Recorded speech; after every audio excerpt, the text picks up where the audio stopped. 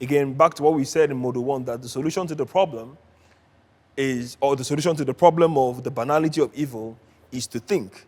When you're being posed with something that questions moral judgment, questions who you are as a person, you have to step back and ask yourself a question. Why am I doing this? Does the outcome, what is the end goal of this? Who is going to be affected by this consequence? So this is where the title of our module becomes most meaningful. When consequences become the measure of morality, the light is always at risk. At what point do we draw the line between morality, or good rather, and evil? Morality and immorality. Kindness and wickedness. Peace and war. So this was Kant's, I won't call it a dilemma, but this was a problem he was trying to solve. So he said, he came up with what they call the categorical imperative. And now, this is where I need you all to pay the most attention. We are going to speak about how to judge if something is right. We're going to speak on how to judge if a particular action, if a particular thinking is correct.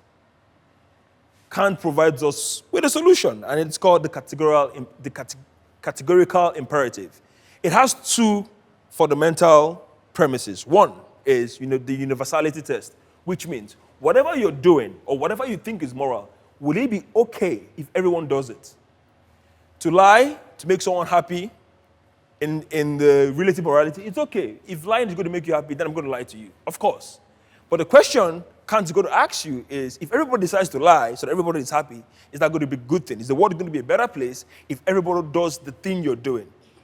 So if you find yourself in a situation where you do not know what the moral stance of a particular ideology is, the question you should ask yourself is simple. What I'm doing, if everyone does it, would the world be a better place? The second thing he talks about in the categorical imperative, which is the second pillar on which that particular imperative stands on, is the humanity test, which means you're going to treat human beings as the end and not the means to a goal. Which means that humans should be seen. I think it's Nietzsche that said this, or Dostoevsky, I can't remember who amongst two of them said it. But he said that we must look at human beings the way God looks at them. So you don't look at human beings as a means to an end, but the end in itself.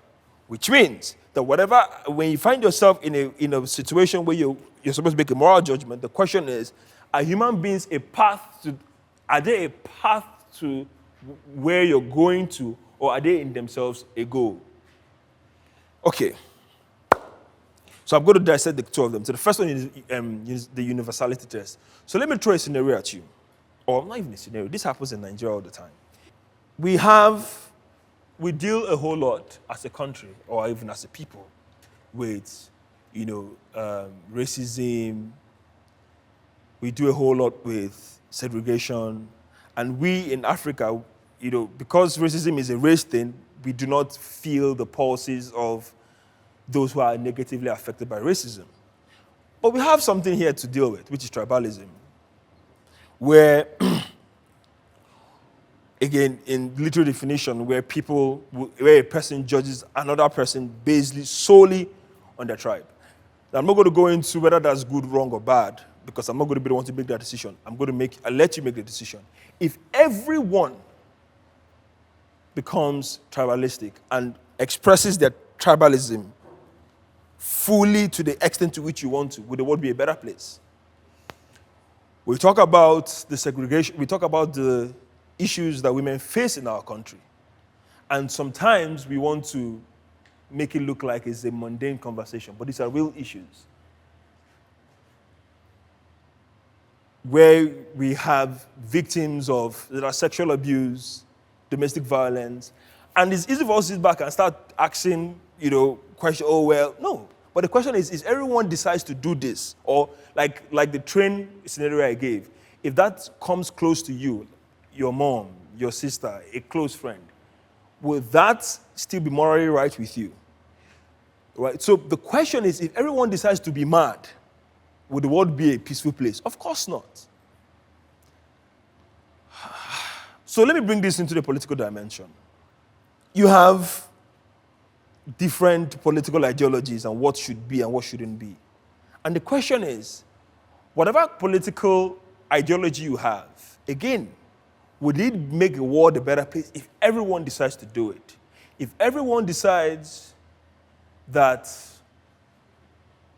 a group of people are not worthy of being treated as human beings, will that be the right world to live in?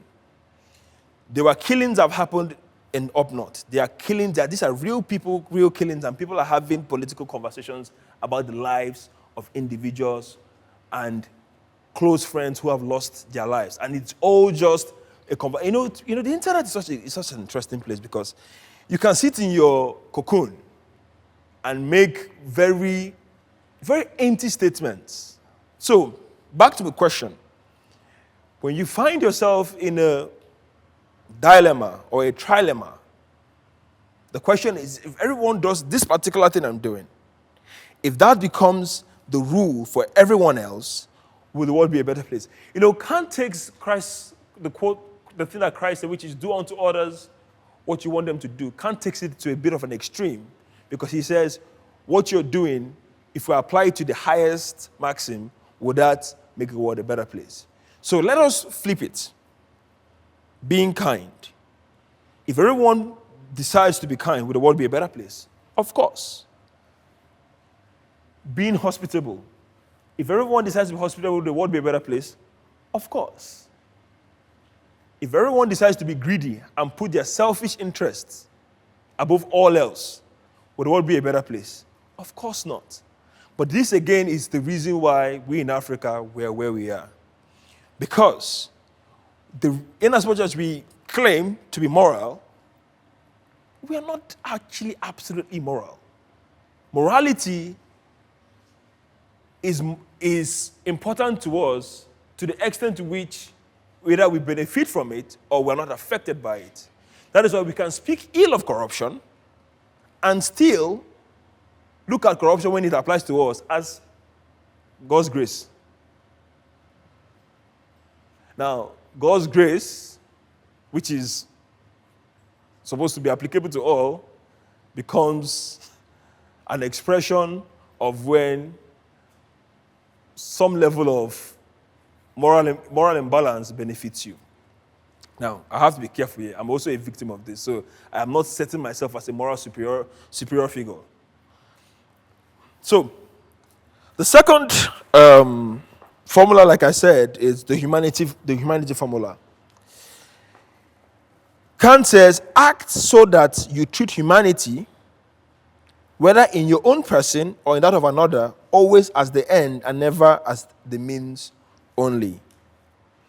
I had mentioned an experience that we had in Module 1 where me and a couple of my friends, we went to an orphanage home and we wanted to impact on them as much as we can through teaching, and we decided that we were going to also give them some food and provide them with some bit of amenities here and there just to keep them alive and well. And months down the line, we realized that the woman who was involved, who was in charge of that particular orphanage, where she was accumulating all the things that were being given to the orphanage for herself.